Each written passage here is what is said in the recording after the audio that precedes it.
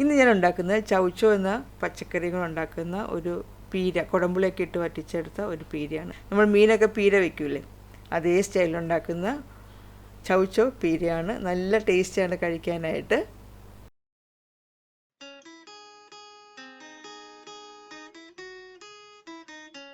അപ്പോൾ ചൗച്ചോ ഒരു വലുതെടുത്തിട്ടുണ്ട്. ഇത് 400 ഗ്രാം ഉണ്ട് ചൗച്ചോ. ഇനി അത് നല്ലതുപോലെ ഒന്ന് പീൽ ചെയ്തിട്ട് അതിൻ്റെ തൊലിയെല്ലാം കളഞ്ഞ് കഴുകിയെടുക്കണം.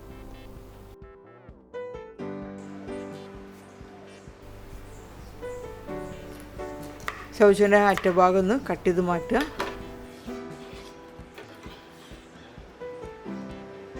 ഇനി ചൗച്ചോ രണ്ടായിട്ട് മുറിച്ചെടുക്കണം.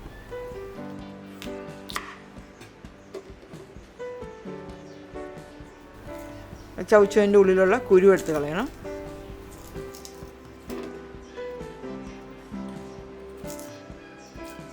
ഇതിനു മുമ്പ് ഞാൻ ചൗച്ചോ നമ്മൾ തോരൻ വയ്ക്കുന്ന വീഡിയോ ഇട്ടിട്ടുണ്ട്. നല്ല ടേസ്റ്റി ആയിട്ടുള്ള ഒരു പച്ചക്കറിയാണ് ഈ ചൗച്ചോ.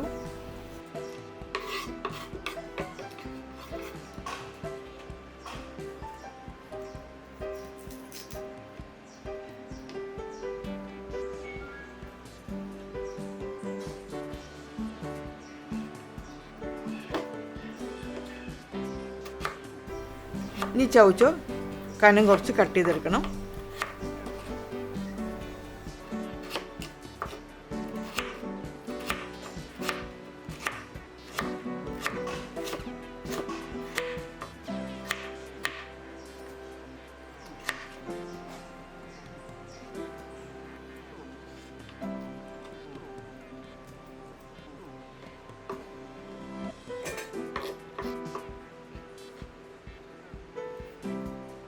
പിന്നീട് വീണ്ടും നീളത്തിൽ കട്ട് ചെയ്തെടുക്കണം.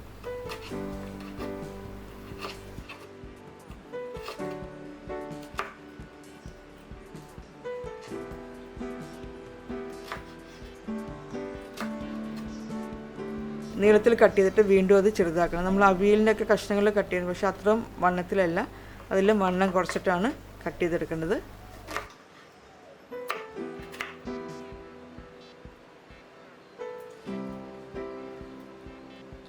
കട്ടി കുറഞ്ഞ് തിന്നായിട്ടുള്ള പീസായിട്ടാണ് കട്ട് ചെയ്തെടുക്കുന്നത്.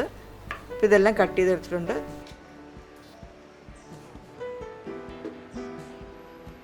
നമുക്കൊരു ചട്ടിയിലേക്ക് അരിഞ്ഞു വെച്ച ചൗച്ചോ ഇടാം.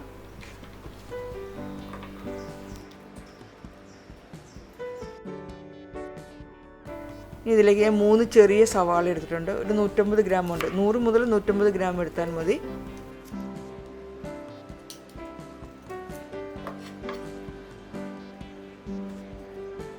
ഇനി സവാള നീളത്തിൽ കനം കുറച്ച് കട്ട് ചെയ്തെടുക്കണം.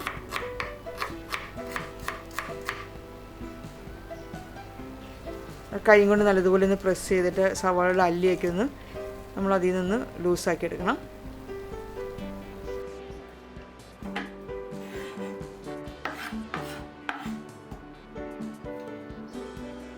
ഒരു ചെറിയ കഷ്ണം ഇഞ്ചി ഞാൻ എടുത്തിട്ടുണ്ട്. ഇഞ്ചി ചെറുതായിട്ട് നീളത്തിൽ കട്ട് ചെയ്തെടുക്കണം. ഞാൻ ഇതിനു മുമ്പ് പടവലങ്ങ ഇതേപോലെ തന്നെ പീര വയ്ക്കുന്ന ഒരു വീഡിയോ ഇട്ടിട്ടുണ്ട്. ഇപ്പോൾ കാണാത്തിട്ടുണ്ടെങ്കിൽ ഒന്ന് കണ്ടു നോക്കുക.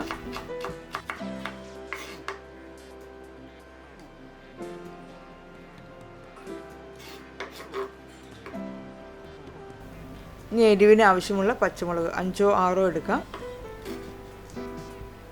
പച്ചമുളക് ഒന്ന് ചെറുതായിട്ട് കട്ട് ചെയ്തെടുക്കാം. ഇനി അരിഞ്ഞു വെച്ച സവാളയും ഇഞ്ചി പച്ചമുളകും കൂടെ നമുക്ക് ഈ ചൗച്ചോയിലേക്ക് ചേർക്കാം.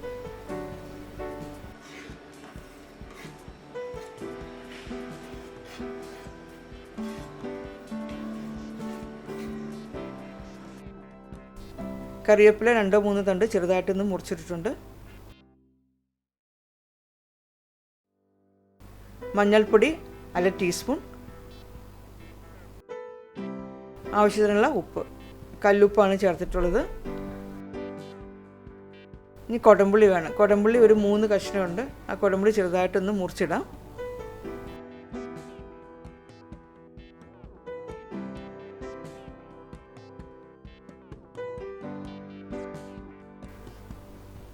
തേങ്ങാപ്പീര 1 കപ്പ്.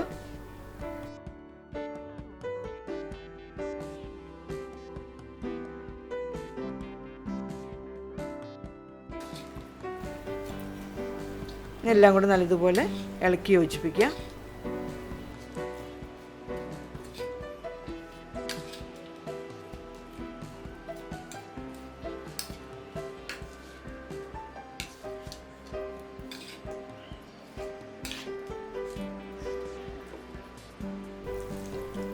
ഇനി അതിലേക്ക് ഒരു 3/4 കപ്പ് വെള്ളം കൂടെ ഒഴിക്കണം. വെള്ളം കൂടെ ചേർത്തിട്ട് വീണ്ടും നല്ലതുപോലെ ഒന്ന് ഇളക്കി യോജിപ്പിക്കണം.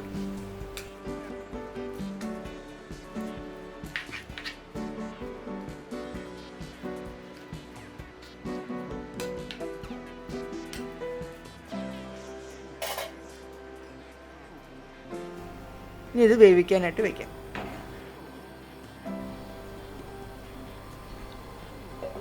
ഹൈ ഫ്ലെയിമിൽ അടച്ചു വെച്ചിട്ട് വേവിക്കുക. ആദ്യം നല്ലതുപോലെ ഒന്ന് തിളയ്ക്കണ വരെ ഹൈ ഫ്ലെയിമിൽ തന്നെ വയ്ക്കണം.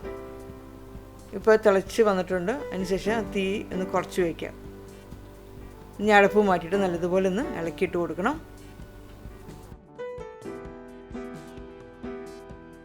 കുടംപുളി ഒന്ന് താഴ്ത്തോട്ട് ഇട്ടാൽ മതി. അപ്പോൾ ആ വെള്ളത്തിൽ കിടന്നിട്ട് ആ പുളിരസം വന്നോളും.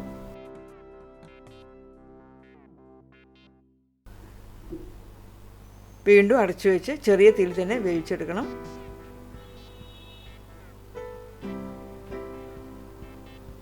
അങ്ങനെ ഇടയ്ക്കിടയ്ക്ക് അടപ്പ് തുറന്നിട്ട് ഇളക്കിയിട്ട് കൊടുക്കണം.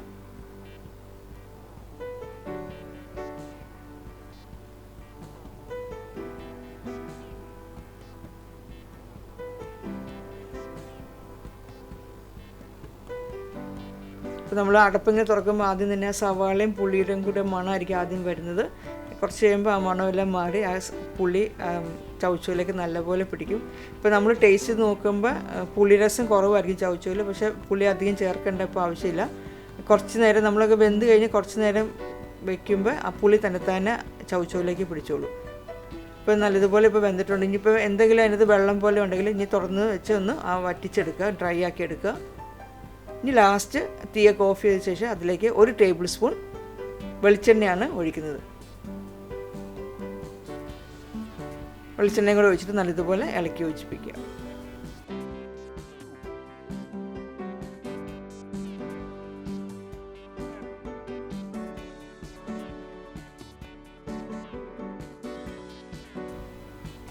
ഇപ്പോൾ ചോറിൻ്റെ കൂടെ നല്ലൊരു കറിയാണ്. ഇപ്പോൾ കുറച്ച് പുളിരസമൊക്കെ ഉള്ള കറി കഴിക്കണമെന്ന് ആഗ്രഹമുള്ളവർക്ക് ഇതൊന്ന് ഉണ്ടാക്കി നോക്കുക. നല്ല ടേസ്റ്റാണ് ചൗ ചൗ പീര വെച്ചത്.